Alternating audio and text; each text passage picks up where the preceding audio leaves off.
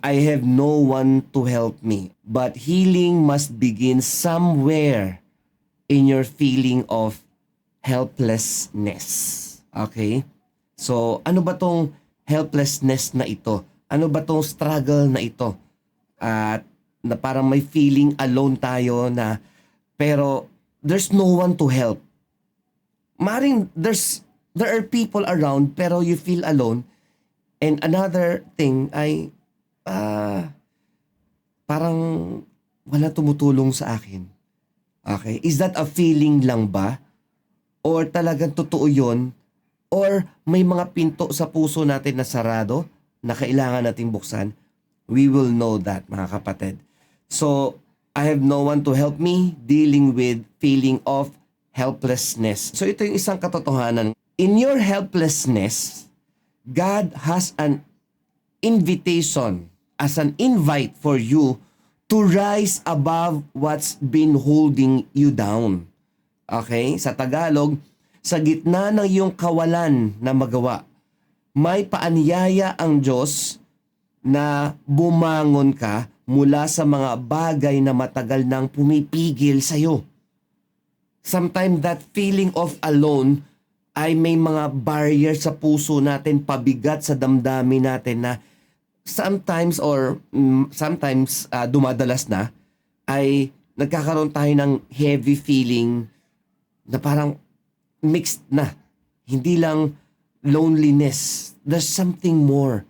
And that's called helplessness. So, ito yung verse natin na titingnan, yung story of the healing na isang mama. Pero, before that, let's read muna yung verse. Okay, basahin natin. Basahin natin ang buo para may konteksto tayo. Matapos ang mga ito, habang nagdiriwang ng pista ang mga Hudyo, pumunta si Jesus sa Jerusalem. Sa Jerusalem, sa tabi ng bakod ng mga tupa, ay may imbakan ng tubig na sa wikang Hebreo ay tinatawag na Bethzatha, na may 5 malaking haligi. Sa mga ito'y nakahiga ang maraming may sakit, mga bulag, mga pilay at mga paralitiko. Sabi pa rito, sapagkat isang anghel ng Panginoon ang bumababa sa imbakan ng tubig, imbakan yung pool po ito, mga kapatid, at kinakalawkaw ang tubig doon, at sino mang maunang makarating doon ay gagaling. Naroon ang isang lalaking 38 taon nang may karamdaman. Okay? So 38 taon, 38 years na. Nakita ni Jesus ang lalaking ito at alam niyang ito'y nakahiga na roon ng mahabang panahon. So napabalitaan ni Jesus. Now here's the thing, mga kapatid. Kaya't sinabi sa kanya, at dito yung emosyon ay lalong mas matindi, mga kapatid. Listen here. Kaya't sinabi sa kanya, gusto mo bang gumaling? It's a yes or no question. Yes, gusto kong gumaling. No, ayokong gumaling. Yun lang yung dapat ang sagot doon. Either doon. Pero yung sagot ng mama, it revealed helplessness. Ang sabi niya, sinagot siya ng laki, Ginoo, wala po akong kasama. Sa English, Sir, I have no one to help me. Ang idea dyan ay yung every time na kinakalawkaw yung tubig ng anghel, lagi siyang nauunahan. At ang sabi nga doon, sabi niya, Ginoo, wala po akong kasama na maglulusong sa akin sa imbakan ng tubig habang ito'y kinakalawkaw. At kapag ako'y papunta na roon, may nauuna na sa akin. Kaya ang ginawa ni Jesus, the rest of the story, sinabi ni Jesus sa kanya, tumayo ka, dalin mo ang iyong higaan at lumakad ka. At gumaling kaagad ang lalaki. Dinala niya ang kanyang higaan at siya'y naglakad. Nangyari ito araw ng Sabat. So, we'll cut there the story. Going back dun sa verse, sabi ni Jesus, gusto mo bang gumaling? Parang tayo tinatanong, kumain ka na ba? Ang sagot natin, busog pa ako. Di ba? Oh, join ka naman dito. Tara, punta ka na dito, kain tayo. Okay lang po. Okay, pero sa kalooban, gutom na siguro, no? Or gusto yung pagkain pero nahihiya. Yung lalaki na to, hindi lang sa nahihiya. Okay? Meron siyang feeling of helplessness. At yung feeling of helplessness na ito ay nagbibigay sa kanya ng bagabag. And we don't know kung yung 38 years na yun ay 38 years na rin siya nasa pool.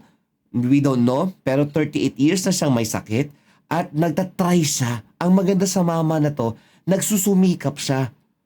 Pero ang kanyang pagsusumikap ay pansarili lamang. Kumbaga, hindi siya umaasa kahit kanino. Alam niya ang pagiging mag-isa. Now, sa buhay natin mga kapatid, sa buhay natin, alam natin yung feeling ng nag-iisa. Alam natin yung feeling of being alone and no one to help. At yung usapan na ito ay hindi bago na sa atin. Kung ilang taon na tayo nabubuhay, for sure, kahit isa, bawat taon lang, we felt alone. Okay? Maybe we are in a crowded room, sabi nga ng isang kanta, pero you're alone. Maybe nasa sinihan ka, pero you're alone. Maybe nasa bahay ka, pero you feel alone. Nandiyan naman yung mga family members mo. So, kasalanan ba na ma-feel natin yun? Or ano kailangan kong gawin? Okay, let's continue mga kapatid. So, we have here 3 things na dapat natin gawin para ma-deal natin yung feeling of being alone. Nandyan ba kayo mga kapatid? Okay? So, once again, okay lang po na kayo ay on cam dahil nakikita ko po kayo at yan, kung sakaling not to bother you, mas maganda naka-on cam kayo. Okay? So, yun. So, praise the Lord. So, let's continue. Paano natin to i-deal yung feeling of being alone and no one is helping you? Okay? Yung feeling na yan valid ba yan? Or baliwalain? Hindi, wag ka corny. Ano ba yan? Feeling alone ka, nandito nga kami. Pero, mga kapatid, sa mga nakaramdam ng ganyan, I validate your emotion. Kasi lahat tayo nakakaramdam ng ganyan. So, dealing with the feeling of helplessness. Number 1, mga kapatid, overcome the obstacles of learned helplessness. Meron palang term sa psychology mga kapatid na learned helplessness. Itatry kong Tagalogin. Yung sa tagal ng panahon na nararamdaman mo yan, naging part na siya ng buhay mo, natutunan mo na. Parang pagbabike. Diba? Example, yung pagbisikleta. Did you know kung marunong ka magbike?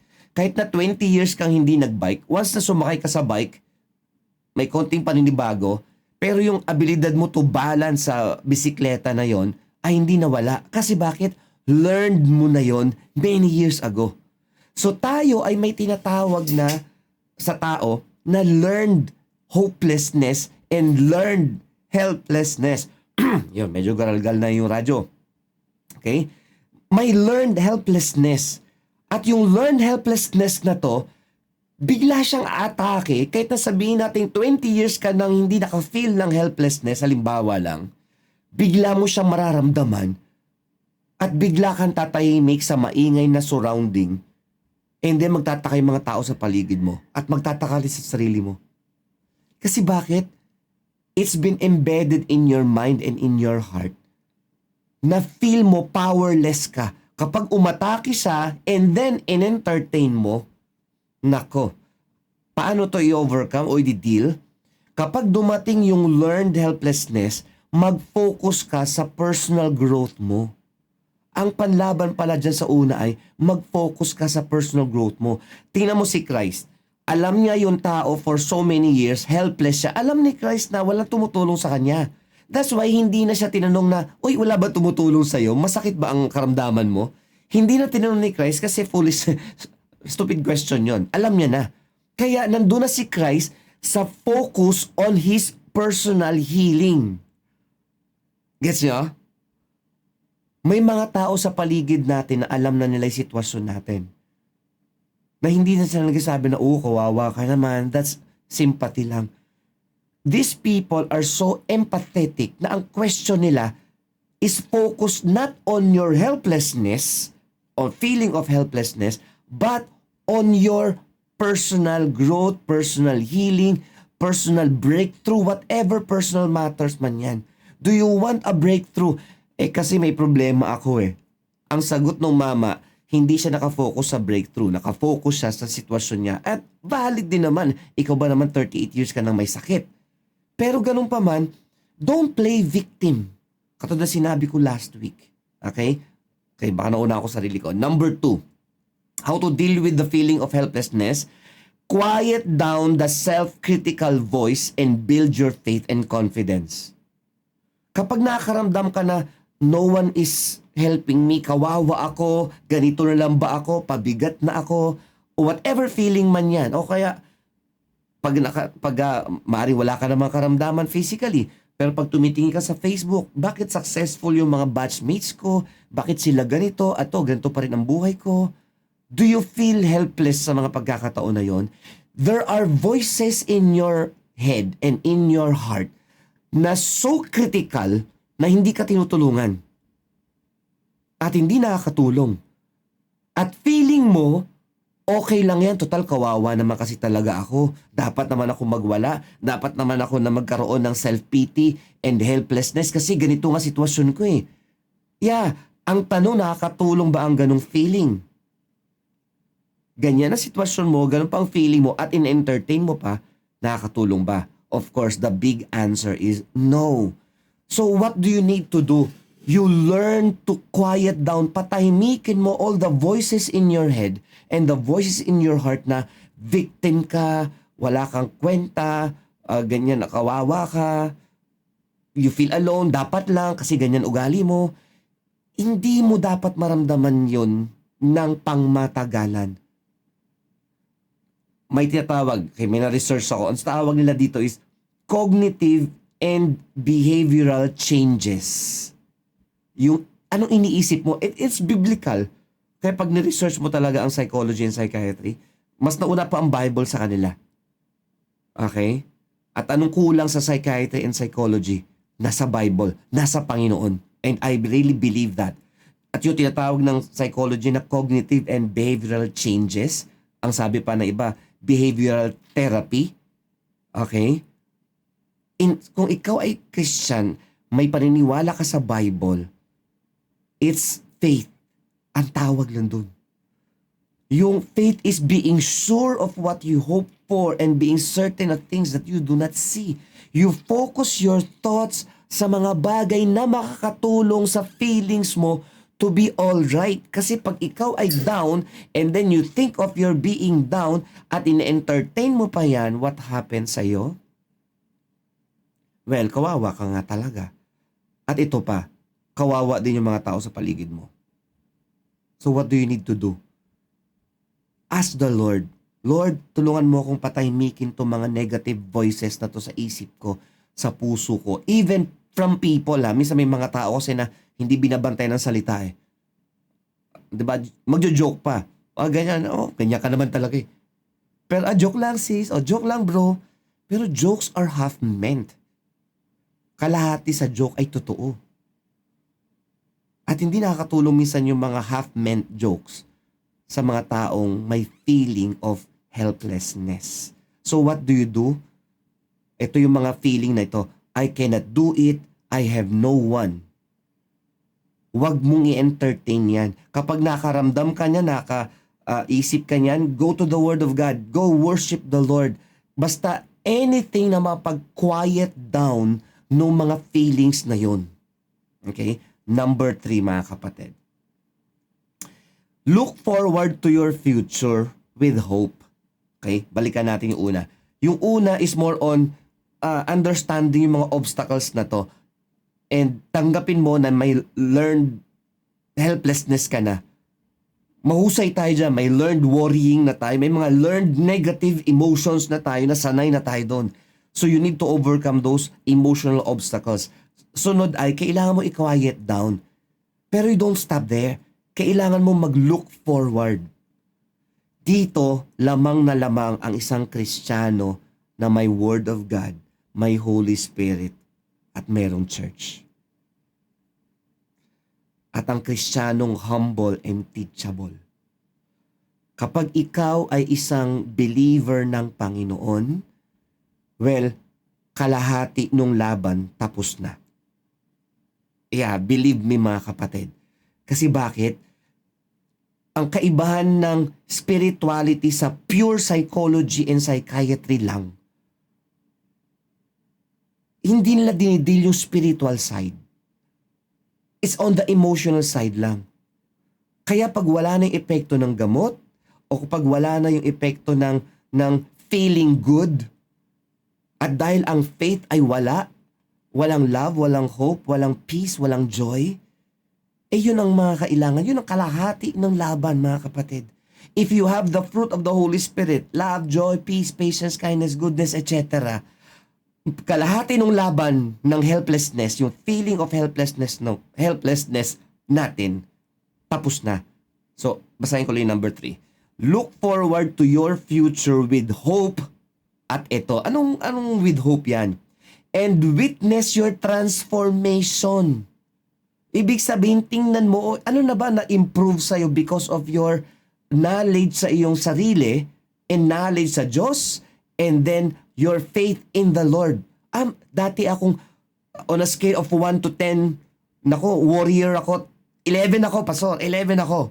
O ngayon, 8 na lang, pastor. Wow. Those are minimal transformation, pero it helps.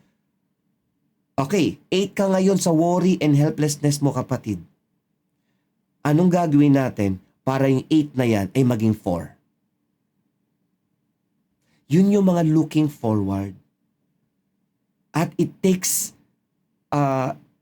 commitment, discipline, and consistency para ma-retain mo yung na-improve na sa'yo. Kung dati kang 10 na naging 8 and then naging 4 ka na lang, paano mo i-maintain yung 4 na yon at later on ay maging 2 na lang? Hindi natin maalis totally ang feeling of helplessness, mga kapatid. Bad news. Kasi meron mangyayari. Pero ikaw ang may hawak. Ikaw personally ang may hawak. If you want to be defeated, if you want to be victimized ng mga spirit of fear, spirit of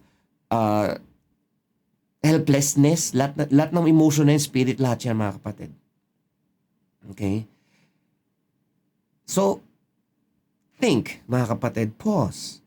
Look forward to your future hope, to your future with hope, and witness the transformation from what?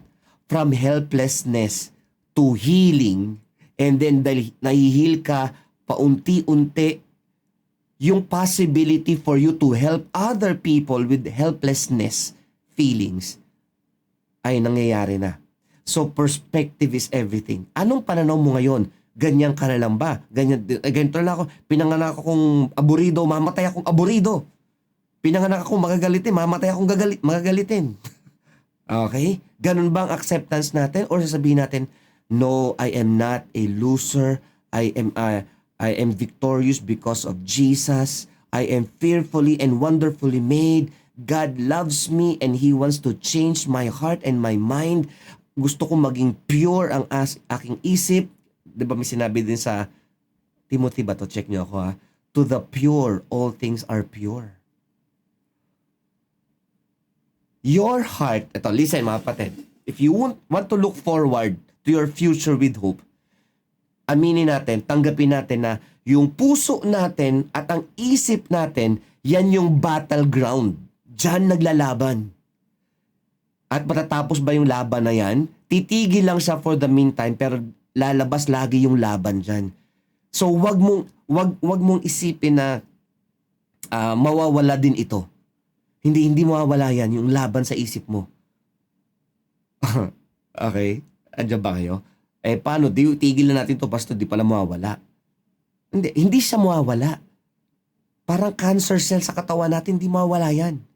Pero if you have this spiritual immune system, gusto man lumaki ni cancer, pero dahil malakas ang iyong immune system, spiritually speaking, hindi siya maka-penetrate sa iba pang mga cells.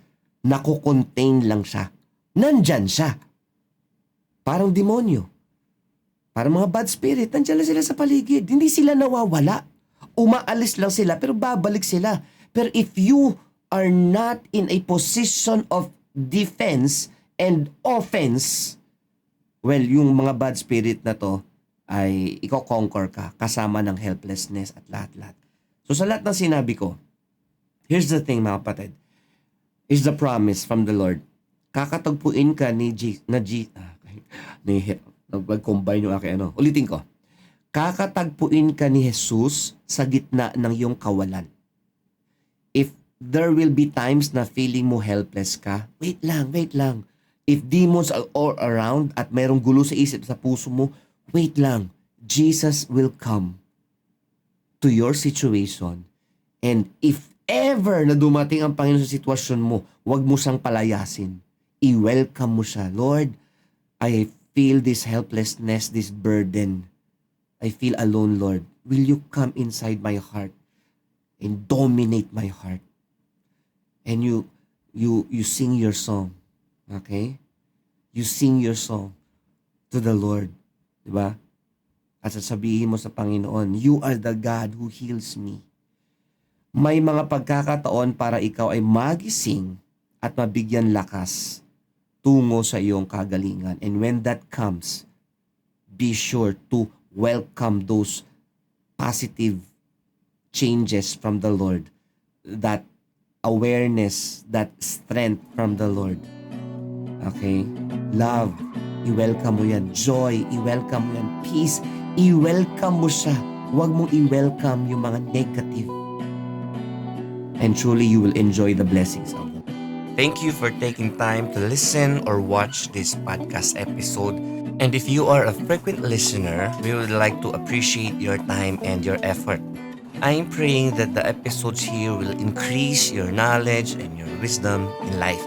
And if this is your first time to listen or watch here, and you've stayed until this portion, why not consider subscribing and sharing this to a friend or to your relative? It would mean a lot to me. Thank you in advance. And to everyone, please join me in this advocacy in promoting mental health and inner healing. As you have heard from me, the Bible has a lot to say about these relevant topics. Let me ask you for your prayers for the ministry that we do here. Your prayers would surely encourage me and the team. So God bless you more. This is Gene Estrabon III of the UVCC Church. See you again next episode.